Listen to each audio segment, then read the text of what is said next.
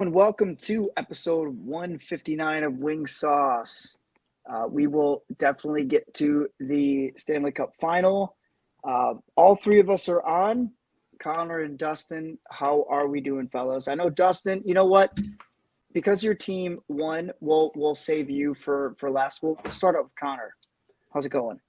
I'm doing great, guys. I don't know. I mean, I might be doing better than Dust. I know his team won, but I made so much money off of the Golden Knights that they're basically my team. If anything, I should be going down to Vegas with the parade, on the buses with the team. I heard you were. I mean, I might be. And when I say so much money, I mean, like, for me, everybody has their own units with betting, but I feel like my Connor's like seven figures, so that's pretty good. yeah, I don't know about that. It's more of like I get happy, not even about like the actual money coming in, like that's whatever. But like when you win Just a to stretch, win. like the 7-1 in an eight, He's like hot. eight He's bet hot. stretch. Yeah, just hot to end the season, be ready and hot to start the next year. And maybe I just ride that into golf. I don't know. I have the hot hand right now. I was telling you guys the bets before, Ride just it. for anybody listening. I was telling you guys before the game. You guys still weren't taking them. I stopped telling you. I think it was 4-0 and on the last game, the winner, with my 4 different bets that I had going. So it's on you guys. You guys got to sleep at night, not me. But it's basically me being the Golden Knight right now. Me. Yeah. Dustin, how's it going? Good. Anywho, about stuff that people care about because no one won money except Connor, apparently. Yeah. Nobody bets in the United States. No, I was just It's laughing. like a low market. Connor, you're the especially only one. I know, that's why I was especially with laughing. the He's team. like, Especially with the idiots. team from Vegas. Yeah, it's horrible that we start off talking about gambling because nobody does it. You guys are the only two, and I'm throwing you guys money. I guys actually specifically. I I know. I don't bet. How do And you I'm figure I literally- don't bet? I place bets all the time. What? What? Well, then why are we talking? What do you mean? I'm throwing you guys stuff all the time. You never tell me any of them. Because I'm more of a futures kind of guy. I do play some like game time bets, but I'm more of a futures guy. See, And those I still haven't come through. So I'll check my mailbox here, but gambling etiquette 101. If you got something you got going on, you're feeling strong on anything, let them know. Okay. Me being that person. You Okay. haven't let me know. Well, the thing is though, I don't want to tell you something, and then here you come. That was a terrible tip, and then that's not how gambling works. Okay. I'll let you know. I'll let you know when I hear some shit. But unbelievable. What I was gonna say though, on Connor's note, is it's ironic that the goal scoring is a like a lottery wheel, ding, ding, ding, ding, ding, ding, like when they score in Vegas every time. So yeah. They do like betting and money and lottery. Slot machines, I think. Yeah, slot machines. Thank you. There you go. There we go. Bingo. Yeah. I'm not a slots guy, yeah. but yeah. Me either, but it's still unique for Vegas. Yeah. No, I mean, holy shit, the last game though, that was ridiculous. The series I kind of saw coming. What do you got? I was gonna say that I was excited as shit. Oh, well, we can definitely get to it. First off, we have to mention that the Florida Panthers deserve all the credit for going on such an amazing run, and hearing about all the injuries from Paul Maurice after the game. No, not just in the series that they just played, from Boston. Aaron Ekblad. Most of them are from Boston, I think. Yeah, but Aaron Ekblad not only broke an ankle, but separated his shoulder twice. So I'll mention this, and because Nicole's brother brought it up too, right? Oh, injuries. That's fucking playoff hockey. That's literally just playoff hockey. It sucks, hats off to the Florida Panthers for kicking ass, but at the end of the day, I guarantee if you look at all the different teams, everyone was playing with injured players. That's just playoff hockey. Well, I don't look at it as in like a negative to Vegas. I don't think that I haven't heard the like that's not what Vegas I'm saying. only. Okay. Yeah, no, I didn't. I just wanted to set that. No. Not you, Tyler. I'm just saying, like Nicole's brother's like, oh well, might as well put an asterisk. Kachuk was out, and it's like, dude. Okay, I haven't heard. He's the only person I've ever heard that. Handily in 5 games, so that has nothing to do with it. The thing is, Vegas is a deeper team. 100%. Vegas not only played Florida's game, but played it better. Well, Florida ran into a buzzsaw. It is what it is. Vegas is too deep, plain and simple. They got 4 lines that actually play, and it's just Florida doesn't have 4 lines. It's a lot different when you don't have to play your players 25 minutes, a night, and you can kind of you have 4 lines that you can kind of depend on, so you're not wearing those players out, and that really showed, I think, in the final. Yeah, and I think that if you were going to take one team to put them in like play the best against somebody in the first series when you're all healthy, I still think that like Florida does a lot. Vegas is deeper. They're going to win that series. I think whether it's the first series or the Stanley Cup Finals like we just saw. But you saw what they did to Boston. I think they could have done something similar to Vegas when all healthy. They were just like guys were dropping down every series, whether they were out of the game or just like playing. People were like, what's up with this? Like, this is a much different team. They were still playing well. They're still like, they deserving to be there. But you take a team like Boston, who does have that depth. They play, if they can get past that first round, they play Vegas to 7 games, I think. Like, it's just a bummer the way that Florida, they were such like a perfectly crafted team that if any one of those cogs in the wheel goes out, the whole kind of bicycle falls apart. And you saw that in that final series. And so we talked about it before, though, right? Whoever was going to prevail from the Eastern Conference was going to have to go through the gauntlet. For sure. Definitely. That's exactly what we saw. Even the Eastern Conference final, although it was a sweep, you played enough periods in that entire series to play 5 and some change of games. Well, Brindamore said it actually wasn't a sweep, so it was not a sweep. Well, which is also one of the most ridiculous things, but I get what he means, but yeah. Well, so they shouldn't interview coaches directly after. They should give them a buffer period. Like let them collect their thoughts. But you're right. That's going to be a blooper reel for a while. Yeah, but you're right though. We talked about it before the playoffs started. Whoever was coming out of the East, it was just like I feel like I know I did was just picking teams out of the West to win at the end of it. Like remember just like in the last 2 months of the season, the West was basically decided and they were playing like a last couple teams maybe, but like everybody knew that they were in. It was kind of like get everybody healthy, don't get hurt, play just like smart hockey, have fun, whatever. Yeah. And the East was just like going to war every single night with all these guys other than like one team, Boston, basically. They had the President's Trophy locked on, but yeah, you're absolutely right. It was crazy. It's crazy. So, yeah, I mean Florida, that's kind of Florida all played out. Barely made it in. I mean, it's the Penguins game or Chicago game, whatever the fuck it was. Chicago Chicago and Penguins. Yep. You're right. Yeah, so I was just saying the Chicago win against Penguins. Yeah, so that whole thing. One thing I need to say though is at the beginning of the season, I said that the Vegas Golden Knights were going to be a complete garbage fire. Like I don't know what the fuck they were doing in the offseason, making some weird moves, but holy shit. I mean, besides going through 5 goalies, which is kind of unheard of, and finishing on a pretty much, I wouldn't say a no-name goalie, but essentially someone that's kind of, unheard of, right? Pretty much standing on his head and just doing it for the Knights, but going through 5 goalies, putting together a roster that essentially, you still have the 6 misfits from the original roster, but, adding all these different pieces and finally putting something together in 6 years is crazy. And that's one thing I wanted to bring up, before we jump into it. There's gonna be a lot of haters out there saying, this is exactly why, expansion teams shouldn't get the picks that they get. I know we've talked about it in the past, but, now that they've won the Stanley Cup, they've been in the playoffs 5 times out of 6 years, 1 championship. What are your guys' thoughts on expansion teams and turning it around so quickly? I think that, again, we talked about it before, whether it was a couple of years ago. Mm-hmm. This is something that you won't see again. You're not going to see it from Seattle. I can guarantee you that. This happened to be everything lined up perfectly. They got a really good coach right from the get-go in Gerard Gallant. He didn't win the cup. He brought them to the finals. I thought that every single one of those players they all had the same mindset.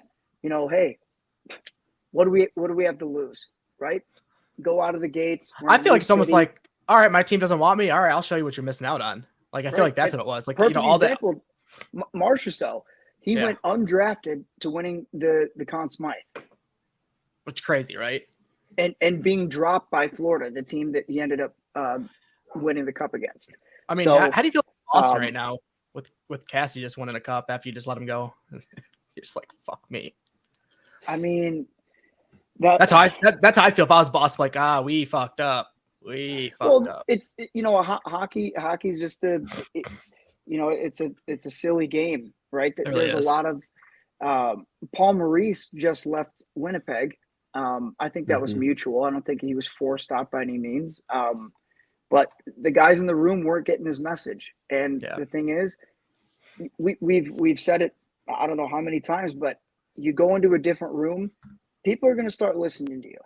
And this will be a separate topic, but Babs is coming back to Columbus, baby. Like big news. Anyway, we'll get to that in a little bit. But That's gonna really Columbus. make them better. Yeah, I'm getting out I of Columbus think- from them. No shit. Good lord. but I Mass think exodus. to go back to your question though, Dustin, I really don't think that there's anything wrong with the way that they have things set up with expansion teams. I think that Vegas has done such a good job. Did they not go under a new general management? They went under new coaching. They needed it all. Like, Dude, had they to. went through every change that should undercut a team and have them go through a rebuild. And the thing is, they stood through everything. This is an anomaly. It won't happen again. That's my opinion. Well, they were pretty high on they spent a lot of money this year, to be fair, that I don't think they're going to be able to. I mean, part of it is you go out and you try, if you have a team, you have the core there, like you go out there and you try to, win a Stanley Cup. And if you don't, then it kind of bites you in the ass. You spend all this money, you feel like you put yourself in a bad position. That's why we see a lot of these teams like the Pittsburghs, the Detroits, Chicagos. Boston hasn't got there yet, but they will. Like all those teams, they've at least won a Stanley Cup, where it makes it feel like, can you imagine if any of those teams didn't? You mortgage your entire future to win. And I won't say Philly that was there and they didn't do it. You're right. They like were right on like the cusp there. 2010. And yep, exactly. And they didn't do it. So, and look where they're at now and look where they've been at for the past couple of years. It's rough. So luckily Vegas got it done. So who knows what's going to happen. I think they're still going to be there for the next little bit, much like, Colorado, you have your core there, you spend the money. But at some point it is going to be tough to re-sign the guys that, like, it's just a fact. If you win the Stanley Cup, you're worth more money. And some of these guys are going to get paid, especially the UFAs that they have on their team. You'd like to sign them back. You'd like to have that same Like team Aiden back, Hill? but it's going to be tough. Is he getting paid? Absolutely. Yeah. He just set a record. Yeah. I mean, so money. So all right, you want to talk about the series? Like I'm excited. It was a good series. It was gritty. We are a hockey podcast. All right. Not much. So, I don't think there was another series to talk about. Fair. So let's talk about Aiden Hill. So he kind of reminds me of I'm drawing a blank here. Freaking St. Louis's goalie. Pennington? Bennington. So always like kind of that like gritty shit starting kind of thing. But I feel like he'll finish it. Like he's not like Bennington where he's like kind of like hiding. He's kind of like, I'll get right in the middle of it. I feel like Bennington goes in there. He does. Yeah. I don't know. It was just interesting He'll to get his see. ass kicked, but he goes in. Yeah, for sure. Yeah, I mean, But I look at it. The similarities is that they're both like a younger goalies relative to the league, and they came in there and they got the job done. I think that Bennington was a little bit more in the headlines and more outspoken when he first came in the league. Like, I'm the best goal. Like, he immediately was like, Do I look nervous? do I look nervous? No, I'm going to win. I'm going to post shutout every single game type of person. The similarities I see is that they both have that same confidence. Bennington talked a little bit more about it than Hill. I feel like I didn't hear much about Hill from his own mouth. Like, he just looked like he was ready to play every single game, and it showed obviously on the ice. But just a young goal. Yeah, for sure. I mean, but that puts asses in seats, to be honest. Not that Vegas needs it. I mean, their barn is rocking. They need help. They need help. I mean, it was awesome to see, though, like I said, him coming up. The grittiness, though, in the whole entire series, I think that's one thing that Florida wasn't prepared for, just to have that type of, essentially, to Tyler's point, playing their game better. I think it kind of surprised Florida once they got into it. and they couldn't really push them around or bully them around because it was a kind of a mutual thing. No other team was playing their style until they played Vegas, and Vegas played it better. Mm-hmm. It was kind of similar to like Carolina, where Carolina wanted to do it, but Florida was better at that game and just playing that boring style of hockey, getting it in front of the net and scoring the gritty goals like Kachuk did in every single series, including this last one. But but you basically do that same thing and then do that on every single line, not only on the forwards, but their D-core all the way up, like 4 lines basically, and they could roll 6D and they could be all playing against any line, especially when they have that forward help. So you could have like the third line D with the third or fourth line forwards, and you feel very comfortable having them out in like the last minute of the third period in a 1-goal game. Not that there is that many 1-goal games, but you get my point. No, 100%. I mean, that comes with the depth, right? That's the privilege that Vegas had, is to your point, Connor. They could literally roll any line combination and feel comfortable with it. Yeah, I mean, and you guys look like a guy like Alec Martinez too. I mean, it was his 3rd cup. Plays like he's played in more Stanley Cup games than than a lot of the Florida guys have played in like the league, basically. I think the only guy who may be even similar to as many games is Pietrangelo. Mm-hmm. Maybe. Well, Kessel, obviously, but you know what I mean. He wasn't really playing. But I wanted to bring up. I have to be honest with you guys. I thought that Eichel's year was, he played on a good team. I felt like he didn't have to be the superstar. He showed up when he needed to. Mm-hmm. He was just under a point per game, 67 games played, 66 points. But in the playoffs, he didn't have to be the goal scorer, and he wasn't. He was that guy that was the playmaker. And in Buffalo, he had to do it all. Yeah. And that's the difference between Jack Eichel being that McDavid-esque player to being he doesn't have to be that on Vegas. And look how well he shined in these playoffs. He had never played a postseason game before. And the way that he was able to, he played great 2-way hockey, which out of Jack Eichel, I hadn't seen before. Yeah. He played great. He's picking the puck. He forced turnovers. Yep. He was making plays. And I mean, he had 22 games played in the playoffs, 26 points, and 20 of those were assists. So I'm not gonna lie. When Vegas picked up Eichel, I wasn't the biggest Eichel fan, just watching him in Buffalo, with the sample size there. But I mean, phenomenal player. No, 100%. I was gonna say I'm a huge Eichel fan. No. What? Like once I saw him in Vegas, where I feel like he was like actually happy to be in a place, right? It's like, oh, okay. He struggled. I was gonna say I was almost the opposite. I was almost the opposite, Dustin. I looked at him and I was like, he's gonna be. And I think part of it though, you were coming off a long time not playing hockey. You were injured. Mm-hmm. You were coming in like from a pretty bad place as far as just overall experience with ownership. Lit it up in his first couple of years in Buffalo. Then you go to Vegas. I was expecting him to just have like crazy numbers, but it just like doing exactly what he wanted, making a bunch of money, living in a place that he wanted. The owners basically let him to do whatever he wanted. Right. I think the difference is that in the play, you saw firsthand in the playoffs. He doesn't really need. He changed his game, and you hear a lot about guys talking about, oh yeah, playoff hockey is different. It's not. You don't need a guy. McDavid basically has to carry the team. For instance, if he doesn't get 3 points a night, especially the last couple of years, this year is a little bit different. Yeah, like if one of those guys don't have 3 points combined, at least they're in bad shape. Where Eichel, he can go out and have a secondary assist and get his point, play that 2-way style of hockey. It doesn't matter. Like everybody in the league knows that he's unbelievable. He's a superstar. He doesn't have to go out there and prove it as long as he plays good hockey. Nobody cares if your team wins. I don't care how you play. And Eichel proved that. Like, I'm just going to get the job done, and I don't really care if I'm getting a bunch of points or whatever, even though we ended up getting a bunch of points, but not goals. And Connor, the crazy part about this, all of this, I'm looking at right now, just in the Stanley Cup final series, the 5 games, he got he got, let's see, 3, 4, 5, 6, 7, 8 points in 5 games, and he's averaging less than 20 minutes of ice time per night. Yeah, I mean He's effective with every shift, and that's a testament to how deep they are too. Yeah, if you take a look at basically any other team in their top forward, they have to be playing, especially in the Stanley Cup. Your last series, run them through the ground. They would be playing. If McDavid was in the Stanley Cup Finals and they were playing, he would be playing like 27 minutes a night. Easily. Just which is insane though. Which is insane. Like, that's, I'm not saying it's right. I think No. what Vegas did was perfect. You roll them, don't get them tired. It's great.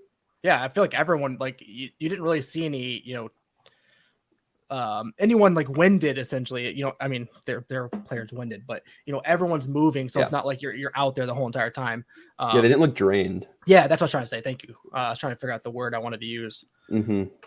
But yeah, I mean, honestly, once Tkachuk was injured, that was pretty much a deal breaker for Florida. I didn't realize how much of an X factor that Tkachuk was playing. Like, granted, you see him, you score in those winners, but like, Tyler, what I mean by that is, like, you take him out of the roster and it's like a completely different team. Like, completely. I'm just talking about in the playoffs. I'm with you. Yeah. I'll be the first to admit, and I've said it before. Even a couple of weeks ago, I was completely wrong on Matthew Tkachuk, the whole signing. I was really confused as to why they got rid of Huberdeau and Uyghur for this guy. I think they won that trade. Florida? Yeah. Well, yeah. Duh. Yeah, like they got I one think over. that's clear. Yeah, no, Oh, that's yeah. like, yeah. But at first glance, my point was I kind of had to I had to backpedal a little bit because I originally said that, this is kind of ridiculous. I think Tkachuk is good. I don't think he's worth 2 top players in each position, but he's proven it. And well, shit, he's playing as 2 top players. You know what I'm saying? His two-way hockey's phenomenal. Yeah, and while I'm bringing up his stats here, I also wanted to bring up, and we've said this before as well, Bobrovsky. I mean, anyone who says that he didn't play well during the Stanley Cup final, it's like, okay, how much help is he getting, man? Yeah, I mean, the guy was making acrobatic saves, and Vegas is just relentless. It's like a pit bull on a bone. Yeah, it goes back to what I think with Florida. Like, they were in the perfect scenario if they had everybody in their lineup. Like, it's that deck of cards. You build this tower, you take one of them out, the entire thing falls down. I think that they could play with any team. I'm not saying like every team is injured. That's part of how you construct a team. Like Vegas, I'm sure there's going to be injuries coming out, but they're so deep that taking a card out of a card tower is not going to let the whole thing fall down. Theirs is more like a big base versus Florida's like a triangle. You take one and you saw that so they could play with all these different things, and you could just see like a wheel fall off in every series. And it's easy to say that now that they lost, but not to say that they weren't rolling through the first like 3 series, but Boston took a lot out of them, and then you get a team that is so deep. Much deeper than like a Carolina who they were just playing.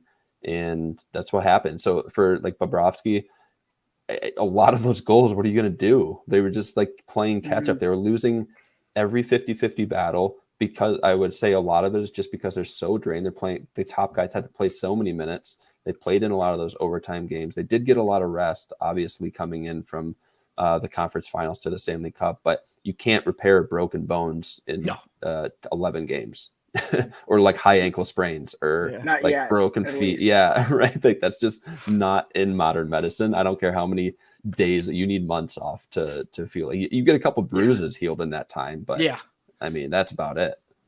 No, and it just proves why this is the hardest championship to win in sports, hands down. For sure. Absolutely. So I pulled up Tkachuk's playoff stats for this season alone. 24 points in 20 games, but the thing is, he had 11 goals. He had 3 overtime winners, didn't he? Or 3 game winners. It's not just the overtime winners. every single goal that he scored was so crucial. He was Mr. Clutch. He was clutch, for Yeah. sure. These playoffs, you know, I mean, a buzzer knowing that beater he wasn't in going to be hockey. in, Yeah. knowing that he wasn't going to be in for that game was probably a huge blow to the confidence in the room for Florida. So Yeah. Why I agree with that, Tyler, it almost is like I feel like it would like we would want to win that, right? Like if we're all in the room, coach comes in and says, "Hey, you know, Kachuk's out." It's like, well, fuck, boys, like we need to step it up. Like Kachuk's been literally sitting here and busting his ass for us. Like, let's, that's just my mindset. It's tough to like. You're right. Uh, Sorry, I was just gonna say, like, your backs are already up against the ropes, and I'm sure Connor can attest to this too. Like when you're facing elimination and your clutch player who's been there the entire time is just not going to be able to play, like he's that hurt. It's a big ego blow for sure. Mm-hmm. When you're already getting pushed around and your best guy goes out and you feel like everything that you were doing, like you're just being relentless and everything you're doing, you're pushing against a brick wall. And then that guy goes out, it's tough. I mean, that was, luckily I hammered Vegas before that news came out because I'm sure that changed the odds, but it's super lucky. And then if I was anybody that didn't, I would just throw in the entire house mortgage at the on Vegas. There was no chance that they were losing that game with the cup in the building with Florida's best player out. Like there's so many things. All right, so on that, let's talk about that real quick. So not only did Vegas win it, they won it at home, and it's the city that never sleeps. So I guarantee it's been fucking rocking there since last night. Did you guys hear Phil Kessel's interview? No, with I didn't. I didn't. I saw the. I didn't see Jackie Jack Redmond, Edwards. maybe. No, I think it's Jackie Redmond. Yeah. Yep. So they, she asked Phil, "How do you plan on celebrating?" He goes, "Well, it's going to be a long one. I just hope I don't throw up." Yeah. She couldn't compose herself after that. She was like, "All right, have a good one." I wonder how Paul's doing. We'll have to catch up with him. I just got to say that is my captain for Team Elk, and you guys, that's your fault. I can't wait to give him the custom wing sauce cover I made for him. Nice. Yeah, to make up for not picking his team. Yeah, that's yeah, right. Hey, nice. Nice of you. That's what I thought. Yeah, fuck you guys. Well, oh man, what do you got, Connor? Well, no, if we were gonna stay on the series, you can go ahead. But I was gonna switch gears a little bit. To what? To the U.S. Open? No, to some Red Wings news. There was a new coach for Grand Rapids. You guys see that? I didn't hear this. No. Dan Watson. So there's a new. So there was a breaking news today, even though it's still AHL news, but still, that's a pretty close. No. I mean, yeah, you're right there. You're teaching and you're staying close to a lot of our guys that are in the farm system, and we know how crucial our farm system is right now. And it's a Stevie hire. So it's he was the head coach of Toledo, I believe, for like 5 or 6 years, which Toledo's been unbelievable. How did they end up doing? I don't know. I was following them, and they kind of like on Twitter and stuff, and then I just stopped seeing them come through. But I know Kosa was like the best goalie in the history of the coast and in the playoffs. Dude, hey, I keep on saying it, man. I love eating my words. I love it. Ooh. I looked up Grand Rapids Griffins, just news for Red Wings and Griffins. And do you guys know that Victor Bratstrom is leaving the Red Wings organization? He's going back to Sweden. Yes. Huh. I didn't know that. That's old news. Which means that what did you say? I think it's older news. I think I heard that previously at some point. Older as in like 2 hours ago? No, I thought No, that's just what it says right now. So, but that must mean that they've had conversations. I hope that means Kosa is going to be for sure moving on. I mean, I don't see why he wouldn't be moving to the AHL. It'd be kind of silly not to. He made his point in the ECHL. He's ready. Yeah. Yeah, he's definitely ready. And that's good news. And some other Red Wings news. Connor and I both got some season tickets coming up, so that's exciting. Nice. Where are your guys' seats? For us. We're pretty much in the same upper bowl.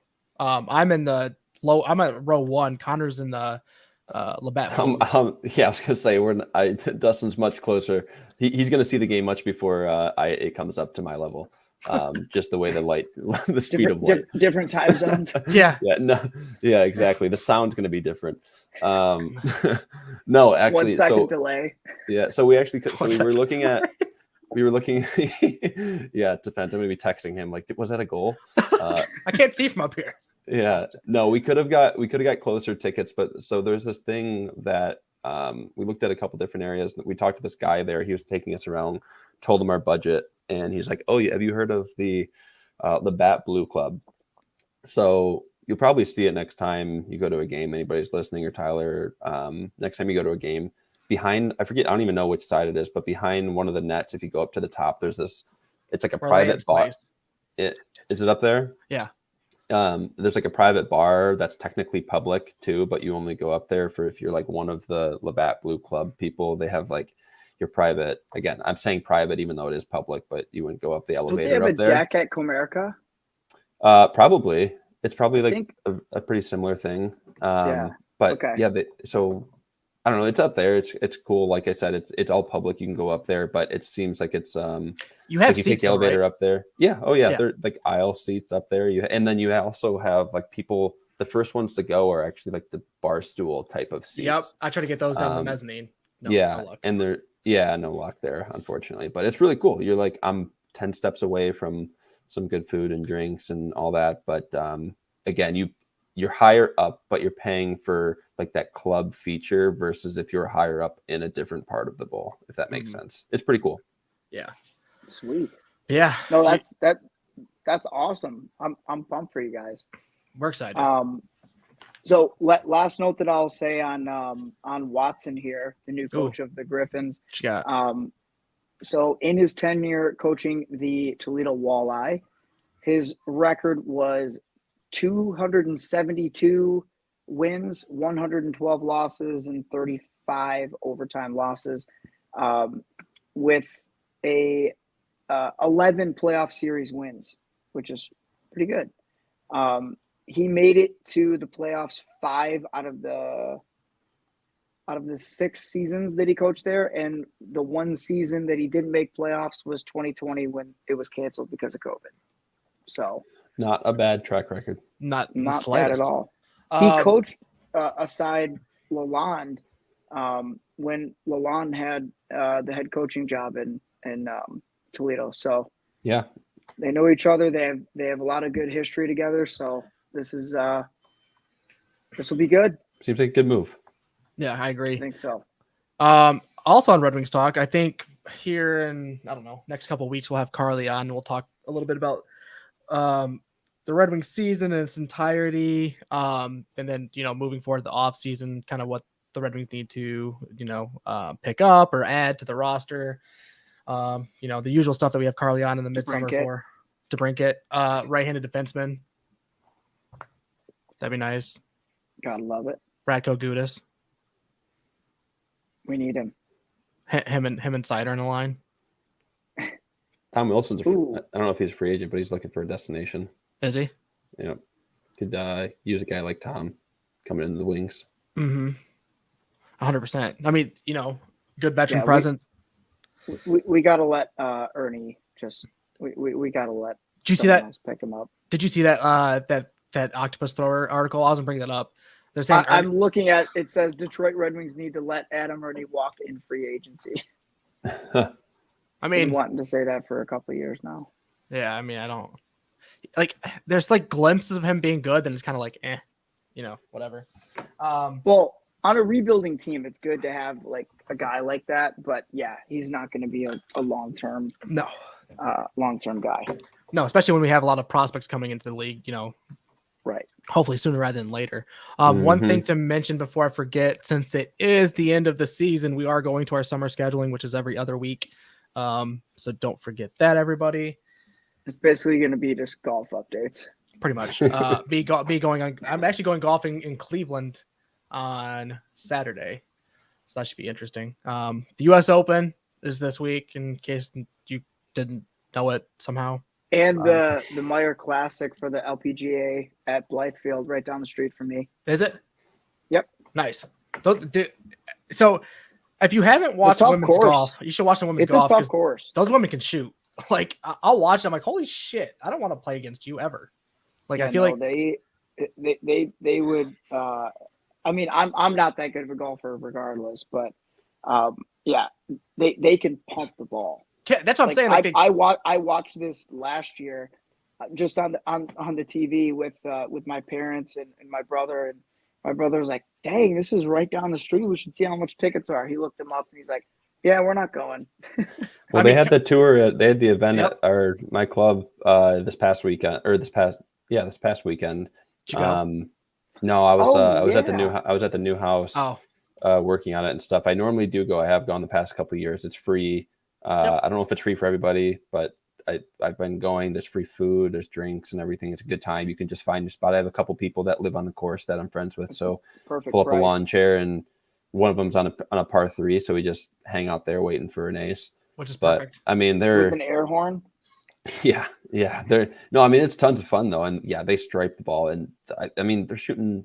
I'm looking at I think average the winner driving was distance minus right now, 280. Yeah, and that's the course plays long too. They move those the tees back, and they have to be so dialed in around the greens. And Are they playing talking further to him back is than you cool. play, Connor? Yeah, because they move the pins all the way back. It's all regulated, not by our club. They'll be regulated by. Well, that's what I'm saying though. So they're playing further than we play. Yeah, Yeah, fuck that. yeah, it's crazy. But that's something important. Like you said, Dustin and Connor, like if you haven't watched LPGA before, maybe that could entice you to watch it, because when anyone else plays golf, you see the ladies' tees. They're not hitting from the ladies' tees. They move like in LPGA. They're professional teams. They move them back. It's these girls know exactly what they're doing, and they're damn good at it. It's really not any different than like PGA. Yeah, are they not? They're not hitting it 340 like some of the guys, but like that's my point though. It's not like it's really not. Back. Yeah, it's. I feel like the distances are pretty average. Like as far as like course distances, they're pretty similar. Just like the holes aren't like 600 yards. To your point, Connor. Yeah, I mean, in the winner of this one at our club was minus 10. Like they're shooting under par at a pretty tough course on a regular basis. So, it is a tough course. Yeah. Because correct me if I'm wrong. We played it shortly thereafter. They played it there. You said they cut down the rough, but the rough was like super high when they played out there. Yeah, it was super high. They grow it specifically. I wanted to play one of these years on the week because you can play it earlier in the week if you're a member, and then they shut it down like I think on Tuesday or after that. Should but then you can play it stuff. again. Yeah, and then I think you can play again on Sunday night or Monday. Before they cut it. They'll still roll the greens, they'll do everything, but they won't change. I think they have the same pin placements, all those different things. So it's pretty cool. That is cool. Did F1 had this week off, Connor? Yeah, that's what I was looking at. God. I didn't. You guys got me going for like 3 hours yesterday reading shit on F1 because I had no idea what you guys were talking about. I was in a deep hole on F1. So Verstappen, they're racing in Canada this upcoming week. He's minus 276, I think. So is that points back? Are you gonna smash it? Oh no, bet. Yeah. Sorry. I think I will. I mean, but if you just take the field, you can take any of those other guys, but a couple on kind of just sprinkle around. They're like plus 1,400. So if you take the next like 5 best odds, put a little bit, almost hedge your bet between Verstappen and like the next 5 guys, win money either way. And do you think that that Perez is just raking in a bunch of benefits?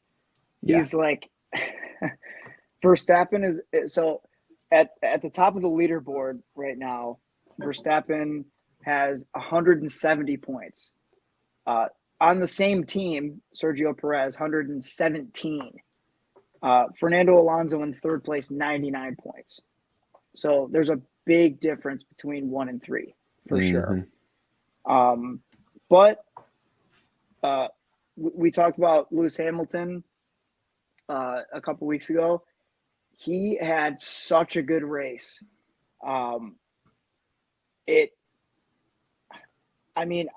There were times that, Max Verstappen already had number one locked in for I think he won by 22 seconds or something. Mhm. But the battle for second, third, and fourth was such a good thing to watch the entire race. It was awesome. Yeah. Yeah. That's what a lot of this season is. So do I need to watch that damn Netflix documentary? Yeah. Yeah. Absolutely. It's worth it. It's not just like having to watch it like to get F1. It's just like it's something that's good to put on. And I'm always looking for my secondary show. Like I'll watch a show and that's my like, okay, if I'm paying attention to something, that was my secondary, like, okay, I'm going to clean the house. I'm going to like pick up after meal at night. Like, so I can do it. I can put it on when I'm working. That's what you're telling me. Yeah, you could for sure. If you're like doing, if you're kind of like doing random stuff at work, that kind of like busy work, you for sure could throw it on. Okay. I like it. But, I like it. I'll have to check it out. What else, Tyler? Do you look like you had something to say, Tyler? No, I was going to say, so the reason I got into F1 was watching the Schumacher documentary that was on Netflix, or the movie that was on Netflix. I can't remember what it was called though. The Mickey Schumacher, isn't that his name? Mickey, the racer. Michael Schumacher. That's right. But did they call him? I don't know. Maybe not. But yeah, isn't his son a race? He's on. Where's he his on? Son. Yeah, his like son, Williams his racing. son is racing right now. Yeah, he's not. I mean, it's such a. I saw the Art of Racing. A lot of big shoes to fill. Or maybe Haas is where he's at. I don't know. Either way, but yeah, that's that guy was like one of the best F1 drivers. Yeah. Oh, it's called just Schumacher. I Mm-hmm. don't know if it's still on Netflix, but that's what got me into it. I'm like, dang, this guy's like, this guy was unstoppable. Yeah. Okay. Unbelievable at every level. So, Drive to Survive, and then Schumacher. All right. Mm-hmm. All right, boys. Season's All right, over. Vegas Knights. Congratulations. You are the Stanley Cup winners. U.S. Open starts Saturday. We will talk to you guys in 2 weeks. Florida, better look next year. Peace. Peace. Let's get the fuck out of here.